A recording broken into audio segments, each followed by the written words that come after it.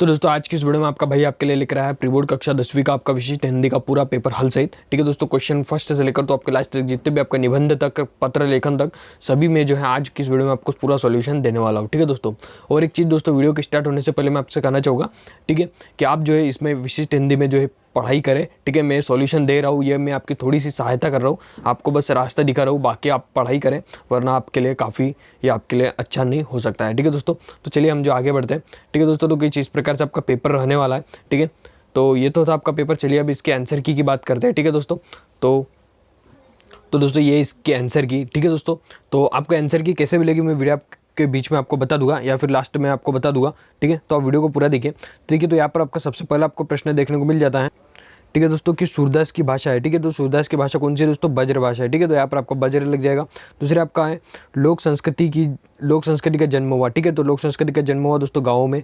अगला दोस्तों आपका निंदा रस के लेखक है। ठीक है, तो निंदा रस के लेखक कौन है दोस्तों? हरिशंकर परसाई। ठीक है, चौथे में आपका यहाँ पर रति लग जाएगा। ठीक है, स्थायी भाव कौन सा है? रति। ठीक है, और पाँचवें में आपका यहाँ पर समास लग जाएगा। ठीक है, तो यहाँ पर देखिए आप रिक्त स्थानों का चयन। ठीक है, तो रिक्त स्थानों के यहाँ पर सीधे आंसर आपको दिए हुए हैं। ठीक है, पहले में आएगा आपका लाला लाजपत राय, दूसरे में हरिवंशराय बच्चन, तीसरे में सुश्रुत संहिता, चौथे में 8 और पाँचवें में आपका 26। ठीक है, तो इस प्रकार से आपके आंसर रहेंगे। ठीक है, जो है आपका तीसरा है यहाँ पर आपका सत्य दिया रहेगा आपको। ठीक है, तो सत्य के जो आंसर है दोस्तों यहाँ पर आपको नीचे दिए रहेंगे। ठीक है, फर्स्ट का सत्य, दूसरे का भी सत्य, तीसरे का असत्य, चौथे का असत्य। ठीक है, तो यहाँ पर आपके आंसर दिए रहेंगे। फिर आती है आपके सहजोड़ी के भी यहाँ पर आपको डायरेक्ट आंसर दिए रहेंगे। ठीक है, जो कि आपके 100% जेन्युइन और रियल होने वाले हैं। ठीक है, यहाँ पर देखिए आपका यहाँ पर एक शब्द में उत्तर में आपका देखिए पहले में मीठी आ जाएगा, कोयल की वाणी है मीठी। छंद के 2 प्रकार मात्रिक और वार्णिक यहाँ पर आपको दिए हुए हैं। ठीक है, और आगे देखिए, आगे आपको दिया हुआ है कि भगिनी निवेदिता का मूल नाम क्या है? तो भगिनी निवेदिता का मूल नाम मार्गरेट। ठीक है, जगन्नाथ की संधि है, तो आपको संधि का नाम यहाँ पर दिया हुआ है। 2 महाकाव्यों के नाम, साकेत और कहानी। उसके बाद में आपके शुरू होते हैं दोस्तों क्वेश्चन आंसर्स। ठीक है दोस्तों, यहाँ से आपकी कहानी शुरू होती है। देखिए फर्स्ट क्वेश्चन ये रहा उसका आंसर। ठीक है, यहाँ से आप देखते चलिए दोस्तों। सेकंड क्वेश्चन 7वां, ये है उसका आंसर। ठीक है, 8वां प्रश्न हिमालय, और ये उसका आंसर। ठीक है, 9वां प्रश्न का यहाँ पर है अथवा। ठीक है, यहाँ पर देखिए 9वां प्रश्न और यहाँ पर दिया है आपको नीचे अथवा, तो इसके जो आंसर मुझे नहीं मिला।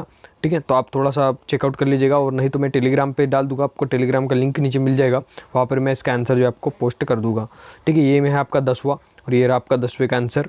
ठीक है, ये आपका 11वां क्वेश्चन, यहाँ पर अथवा और जो प्रश्न दिया था उनमें से केवल एक प्रश्न का यहाँ पर आपको उत्तर दिया हुआ है। ठीक है, और यहाँ पर लिखा भी हुआ है, जैसे देखिए प्रश्न 11वां है, 11वें अथवा का ये यहाँ पर आंसर आपको दिया हुआ है। ठीक है, ठीक है, आंसर पूरे शब्द सीमा में लिखे गए हैं ताकि आपको पूरे मार्क्स मिले। ठीक है, ये देखिए 12वां, यहाँ पर आपका 13वां प्रश्न, उसका आंसर। ठीक है, देखिए 14वां प्रश्न, 14वें प्रश्न में खंडक और महाकाव्य में अंतर लिखे थे। अब दोस्तों सारणी तो मैं नहीं बना सकता था, इसलिए मैंने जो डायरेक्टली यहाँ पर लिख दिए, तो आपको जो ऐसा भी लिखे होगे तो आपको मार्क्स जो है मिल जाएगा, पूरे मिलेंगे। ठीक है, दीपक कि यहाँ पर बताया गया था, दीपक के जीवन के बारे में लिखना था। ठीक है, 16वां प्रश्न नहीं किया हुआ है। ठीक है, 2 प्रश्न आपके छूट जाते हैं। ठीक है, 16वें प्रश्न में दोस्तों आपको थोड़ा सा दिमाग यहाँ पर लगाना पड़ेगा, आपको गाइड में सामान्य ढूंढने से ये मिल जाएगा। ठीक है, 17वां प्रश्न यहाँ पर आपका दिया हुआ है। ठीक है, 18वां प्रश्न भी संधि विच्छेद करके आपको लिखना था। सभी दिए हुए मैंने तीनों की संधि विच्छेद करके संधि के नाम भी आपको लिख दिए हैं। ठीक है, वक्रोक्ति अलंकार की परिभाषा आपको उदाहरण सहित देनी थी। छायावाद की विशेषताएं लिखनी थी। ठीक है, तो छायावाद की सब विशेषताएं मैंने यहाँ पर लिखी हुई है। जीवनी और आत्मकथा में अंतर आपको दी हुई थी 4। ठीक है, तो 4 अंतर मैंने जो यहाँ पर लिख दिया। अब दोस्तों यहाँ पर भी वही दिक्कत आ रही है, मैं सारणी नहीं बना सकता था।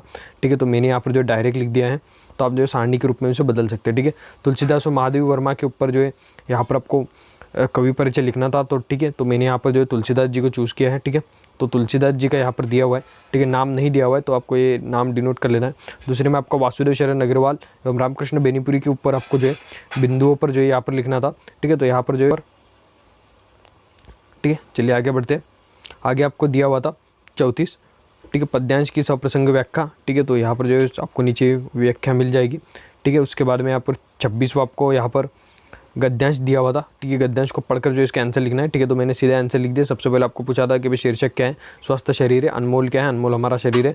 और यहाँ पर आपको विलोम लिखना है शुद्ध और असली के, तो यहाँ पर शुद्ध का शुद्ध, असली का नकली, यहाँ पर हमने लिख दिया। ठीक है, आपको शुल्क मुक्ति के लिए आवेदन पत्र दिया था। ठीक है, तो यहाँ पर शुल्क मुक्ति का भी आवेदन पत्र अच्छे से लिखा हुआ है। ठीक है, यहाँ पर एक चीज़ आपको ध्यान रखनी है, ये जो साइड है पार्थी की, ये यहाँ नहीं चाहिए हिंदी के नियमानुसार। ठीक है, तो आप जो इसे यहाँ कर लीजिएगा, वरना आपके अंक कट सकते हैं।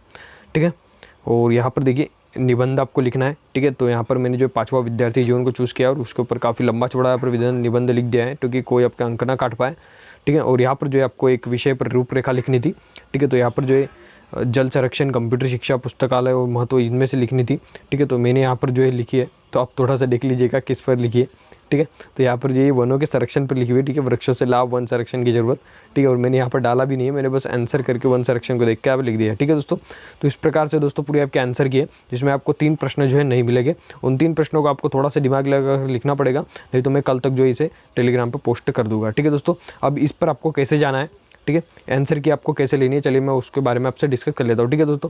तो सबसे पहले आपको जो अपने गूगल पर आ जाना, गूगल पर आने के बाद में यहाँ पर आपको सिंपल से एक वेबसाइट का नेम टाइप करना है, ठीक है दोस्तों। आप वेबसाइट का नेम देख लीजिए, MP Solution,